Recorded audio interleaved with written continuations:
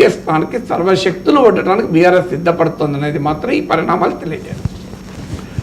సరిగ్గా కేటీఆర్ అరెస్ట్ కాబోతూ ఉన్నారు అనే చర్చ గత కొంతకాలంగా జరుగుతోంది సార్. దీనికి సంబంధించి కాంగ్రెస్ పార్టీ నాయకులు కూడా కొన్ని లీకులు ఇచ్చారు. సో నమస్తే తెలంగాణలో చాలా బ్యానర్ ఐటమ్, చాలా పెద్ద కథనాన్ని ప్రచురించారు. కేటీఆర్ పై కేసుల కుట్ర అని చెప్పేసి ఇప్పటివరకు 6 కేసులు ఉన్నాయి. గన్ పార్క్ అమరవీరుల స్తూపం వద్ద నిరసన, సైదాబాద్ పోలీస్ స్టేషన్లో కేసు, ఎన్నికల నిబంధనావళి ఉల్లంఘన ఆరోపణలు ముషీరాబాద్ పోలీస్ స్టేషన్లో కేసు, మేడిగడ్డలో అనుమతి లేకుండా డ్రోన్ వాడారని అభియోగం, మహదేవ్పూర్ పోలీస్ స్టేషన్లో కేసు, ముఖ్యమంత్రిని చీఫ్ మినిస్టర్ అన్నందుకు సైఫాబాద్ పోలీస్ స్టేషన్లో కేసు, మహారాష్ట్ర ఎన్నికలు మూసీ ప్రాజెక్టుపై వ్యాఖ్యలు చేసిన నేపథ్యంలో ఉట్నూరు పోలీస్ స్టేషన్లో కేసు, సమావేశంలో నిరసనపై చార్మినార్ స్టేషన్లో కేసు. ఈ కేసులతో సహా ఫార్ములా ఈ కేసు, అలాగే లగచర్లలో కేటీఆర్, లగచర్ల ఇష్యూలో కేటీఆర్ ప్రమేయం ఉందనే కేసు కూడా రాబోతోందని రకరకాల ప్రచారాలు జరుగుతూ ఉన్నాయి సార్. సో ప్రభుత్వ వైఫల్యాల్ని ఎండగడుతూ ఉన్నారు కాబట్టి కేటీఆర్ను రేవంత్ సర్కార్ టార్గెట్ చేస్తోంది అన్నది బీఆర్ఎస్ వాదన. మీరు ఇప్పుడు ముందుగా చెప్పిన కేసులు అయితే ఏవి అవన్నీ కేసులే కావు, అవి తుస్మనే కేసులు. వాటిని హైలైట్ చేశారు. సో ఆ కేసులతోనే ఎవరిని అరెస్ట్ చేయరాదు, చేసిన స్టేషన్ బెయిల్ వస్తుంది నా నమ్మకం. సో అదేం పెద్ద సీరియస్ కేసులు కాదు. అలాంటి కేసులు రాజకీయాల్లో ఉన్న వారిపైన అందరిపైన ఉంటుంది. ఇక్కడ సమావేశం పెట్టారు, అక్కడ పర్మిషన్ లేకపోయినా పెట్టారు, ఇక్కడ నిషేధాజ్ఞలు ఉల్లంఘించారు, ర్యాలీ తీశారు. ఇట్లాంటి నాలాంటి వాడిపైన ఎమ్మెల్సీకి 8 ఏళ్ళలో 100 కేసులు ఉండేవి. సో అవి ఏవి కోర్టులు లేకపోయే కేసులు కూడా ఉండవు అందులో. సో ఏదో పెడతారో అదే రొటీన్గా జరిగే వ్యవహారం. ఇప్పుడు మేము ఇందులో పరు దగ్గర అంశం పైన కాంట్రాక్ట్ ఉద్యోగుల పోరాటం, 2000 మంది ఉంటారు ఆడ, అనుమతి మాకు 200 మందికి ఇస్తారు, మేము 2000 మంది మొబిలైజ్ చేస్తాం. సో వాళ్ళు మీరు మీటింగ్ మాత్రమే పెట్టుకోవాలి, చలో అసెంబ్లీ పోవద్దంటారు. సడన్గా మేము చలో అసెంబ్లీకి పిలిపిస్తాం, మేము ముందుకు పోతుంటాం, వాళ్ళు తోస్తుంటారు, మేము ముందుకు పోతుంటాం, వాళ్ళు తోస్తుంటారు. తర్వాత వీళ్ళను రెచ్చగొట్టారు, నిషేధాజ్ఞలు ఉల్లంఘించారు అని ఎమ్మెల్సీ నాగేశ్వర్ అరెస్ట్ చేస్తారు, జైలు పోలీస్ స్టేషన్ పట్టుకుపోతారు, కౌన్సిల్ చైర్మన్కు నోటీస్ పంపుతారు, తర్వాత మధ్యాహ్నానికి వదిలేసి ఇట్లా దించుతారు. ఇది ఏముందో. సో ఇలాంటి కేసులు ప్రజా జీవితంలో ఉన్న వారిపైన చాలా ఫ్లిమ్జీ కేసులు. ఏదైనా కేసు ఉంది అంటే ఫార్ములా ఈ కేసు ఒకటి ఉండొచ్చు, ఎందుకంటే అది అవినీతికి సంబంధించిన కేసు కనుక ప్రివెన్షన్ ఆఫ్ కరప్షన్ యాక్ట్ అనేది కొంత పెద్ద చట్టం. సో అందులో ఏ ఎవిడెన్స్ ఉన్నదో తెలియదు మనకు. ఇక లగచర్లలో కేసు అల్లళ్లకు ప్రోత్సహించాడు అనే కేసు, అక్కడ కేసు సీరియస్నెస్ కన్నా కూడా లగచర్ల అంశం తమకు నష్టం అవుతుందా లాభం అవుతుందా కాంగ్రెస్ ప్రభుత్వం అంచనా వేసుకుంటుంది. లగచర్లలో కాంగ్రెస్ ప్రభుత్వం మాత్రం హ్యాండిల్ చేసే పద్ధతి పొలిటికల్లీ డిజాస్టర్స్ పద్ధతి.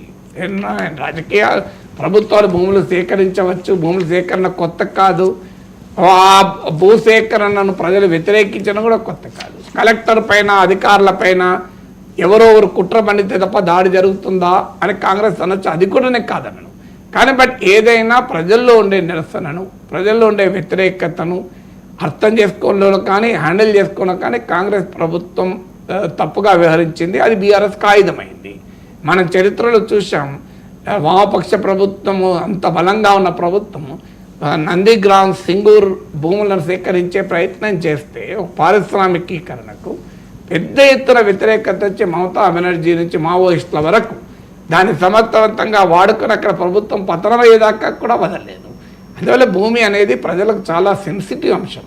భూమి లాక్కుంటున్నారనే సమయంలో ప్రజలు చాలా సీరియస్గా రియాక్ట్ అవుతారు. మీకు ఆంధ్రప్రదేశ్లో ల్యాండ్ టైటిలింగ్ యాక్టు, పట్టాదారు పాస్బుక్ల మీద జగన్ బొమ్మలు, ఇవన్నీ ఎంత పెద్ద ఎమోషనల్ ఇష్యూగా మారిందో తెలుసు. ఇప్పుడు మీకు ఇన్ని ఉదాహరణలు దేశవ్యాప్తంగా చెప్పచ్చు, భూమి చుట్టూ ఎంత రాజకీయ ప్రకంపనలు ఉంటాయని. అలాంటిది ఇదే కాంగ్రెస్ పార్టీ మల్లన్న సాగర్ భూముల నుంచి మొదలుకొని కొండపోచమ్మ భూముల వరకు బీఆర్ఎస్ ప్రభుత్వాన్ని నూరుజల్ల నీళ్ళు లాగించారు కూడా. అన్నీ తెలిసి మళ్ళీ లగచర్లలో ఈ పొరపాటు ఎందుకు చేశారు?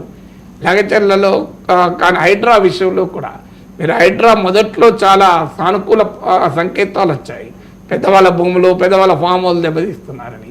కానీ అక్కడ కూడా మీరు ఈ తొందరపాటు, దూకుడు, హడావుడి, కాన్ఫ్రంటేషనల్ పాలిటిక్స్ అధికారంలో వచ్చాక కూడా కాంగ్రెస్ పార్టీ ఇంకా ప్రతిపక్షంలాగా బిహేవ్ చేస్తుంది.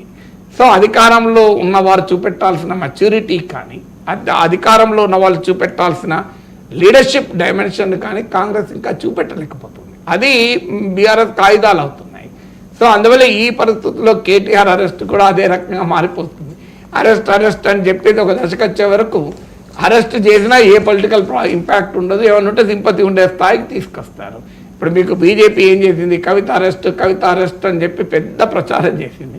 కవిత అరెస్ట్ కాకపోతే ఆఖరికి అది బీజేపీకి నష్టంగా మారిపోయింది. అందువల్ల కొన్నిసార్లు ప్రతిసారి అరెస్టులు ఉపయోగపడతాయా? ఇప్పుడు కేటీఆర్ అరెస్ట్ అయితే ఏమవుతుంది? ఆయన ఏమన్నా మర్డర్లు చేసిండా, తీవ్రవాద కార్యకలాపాలు చేసిండా? 100 ఏళ్ళు జైల్లో ఉంటాడా, 25 ఏళ్ళు జైలు జీవిత ఖైదు ఉంటాడా?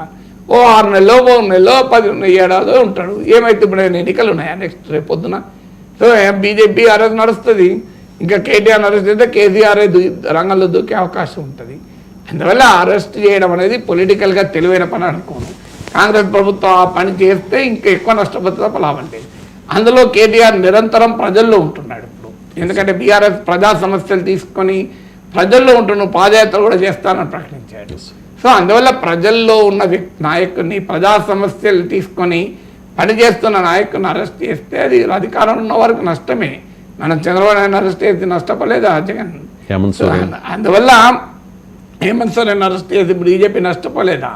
సో అందువల్ల రాజకీయాల్లో అరెస్ట్ల వ్యవహారం అనేది లా చేస్తే వేరే రకంగా ఉంటుంది, పాలిటిక్స్ చేస్తే ఇంకో రకంగా ఉంటుంది. ఇప్పుడున్న వాతావరణం చూస్తే లా కన్నా ఎక్కువ పాలిటిక్స్ కనబడుతుంది. సో ఫార్ములా ఏం చెప్పినా, లగచర్లు ఏం చెప్పినా it has taken a political over town. అందువల్ల కేటీఆర్ అరెస్టు చేస్తారా అనేది కూడా అనుమానాస్పదమే. చేస్తామని కాంగ్రెస్ నేత లీకులు ఇచ్చి దాన్ని ఇంకా నష్టపరుచుకుంటున్నారు తప్ప లాభం లేదు. Right sir, thank you so much sir. చాలా అంశాలకు సంబంధించి డీటెయిల్డ్గా